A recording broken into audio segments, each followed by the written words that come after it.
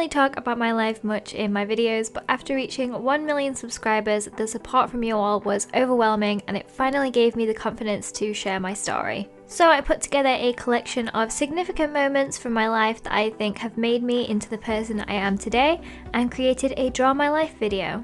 Once again, thank you for all the support throughout the past few years of my life, and I hope you enjoy this video. So it all started with two human beings, my mum and my dad. My dad was a doctor and my mum was a nurse, and they fell in love. They got married, and a few years later my mum thought she had the flu because she was feeling really ill, but it turns out she was actually pregnant with me, and they gave birth to a little baby girl and they called her Elizabeth. And they actually nicknamed me Beth, and that's still a name that my family uses for me, even though now most people know me as Lizzie.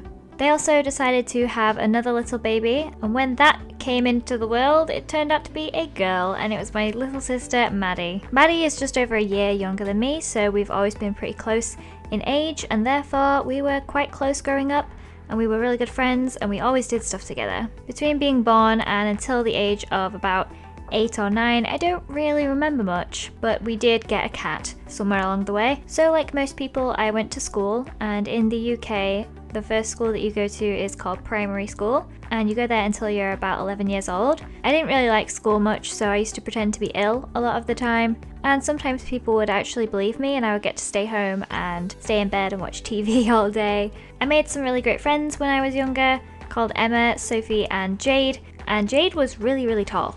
And of course I hung out a lot with my sister Maddie as well, and we were all one big group of friends.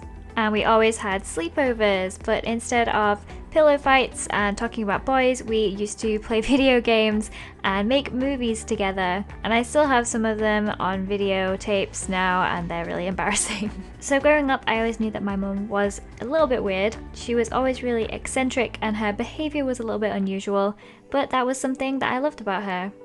However, my parents used to argue a lot. There would be shouting and crying and screaming, and this happened a couple of times a week and really late into the night, so it would keep my sister and I awake all through the night on school nights. Sometimes my mum even threatened to run away from home, and that would always really scare us because we thought it was true. At the time we were too young to really understand, and we didn't know what it meant. But the reason for her behaviour was because she was an alcoholic. But I didn't really know what it was like to have a mum that wasn't an alcoholic, so it was kind of just normal to me, and I thought everyone had a family that was like this. So life went on. So when I was about 11, I took an exam called the 11 Plus, and that tested whether I was smart enough to go to a grammar school. And at first I really didn't actually want to go to the grammar school because none of my friends from primary school were going, and they had a really dorky uniform compared to all the other schools. But looking back, I'm really glad that my dad encouraged me to go there because I got really good grades and it was a really nice school. There wasn't a lot of bullying. Even though I was kind of a late bloomer and I always considered myself to be ugly in school, I was never bullied for it. Throughout my years in school, I was always really shy and I would hardly ever bring friends home because my house was such a mess. There would be plates piled up in the kitchen and mess all over the floor, and it was really disgusting. So my mum would just usually drink a lot throughout the day and then sleep, so most of the time she was always asleep. And my dad was always at work, so my sister and I were just kind of left alone to do whatever we wanted to do, but we were also kind of sensible about it, and I think that's one of the reasons why I'm so independent, is because I always have been. But since there wasn't much to do and my life kind of sucked, I used to escape from reality by playing video games and going on the internet. Back then I used to play a lot of Call of Duty 2, The Sims, Roller Coaster Tycoon, and I used to play on a website called Gaia Online where you create a character and you earn money and you post on forums, and I just loved being part of the online community. So about halfway through high school, my dad moved out from our family home into a smaller home on his own, shortly followed by my sister who moved in with him, which left me alone with my mum. I didn't mind because I wanted to stay home and look after my mum because she wasn't really able to look after herself anymore. She didn't cook and clean up after herself, so I had to do that for her, and she would have a lot of accidents because of her drinking. She would often fall over a lot at home, and sometimes she would go out in public and she would hurt herself there, and quite a few times she had to have an ambulance called for her because she hurt herself quite badly. So that was always really scary, and I got a bit of paranoia about her leaving the house all the time.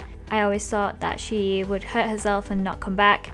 I finished high school when I completed my GCSEs, and I did pretty well. I got some A stars, A's and B's, which was pretty good considering that I spent most of my revision time playing Call of Duty 4. But I decided to go to a new college where I didn't really know anyone, and it turned out to be great. I made a load of new friends, and it was a completely different world from the grammar school that I'd been to. During this time, I kind of came out of my shell and I became a little more confident because I got braces, which sorted out my teeth, which I was really self-conscious about, and I found my style, how I wanted to dress and how I wanted to style my hair. My new friends were really into partying, so I actually went through a party phase, and I used to go out almost every week with my friends to a house party, but after a while I got a little bit bored of all the partying and I settled back down into playing games on my Friday and Saturday nights instead. I also decided to get a job at Toys R Us. My dad told me that I didn't need to get a job because he was a doctor, so he could give me money instead, but I just wanted to get one anyway because I wanted to earn my own money and get some work experience, and I enjoyed it, so I'm glad I did it. Meanwhile, at home, my mum would have good days and bad days. She started falling over and hurting herself more often, but she ended up trying to get help and going to rehab a couple of times, which always got my hopes up that she might stop drinking. But it was also really bad for her because she would have withdrawal seizures, which meant that she would have an epileptic seizure because she was suffering from withdrawal symptoms from the lack of alcohol. And they were equally as scary as her falling over drunk and getting hurt. And I think they scared her too because then she would just start drinking again. Now you might have noticed that I haven't really mentioned romance at all up until this point, and that is because I did not really like the idea of a relationship.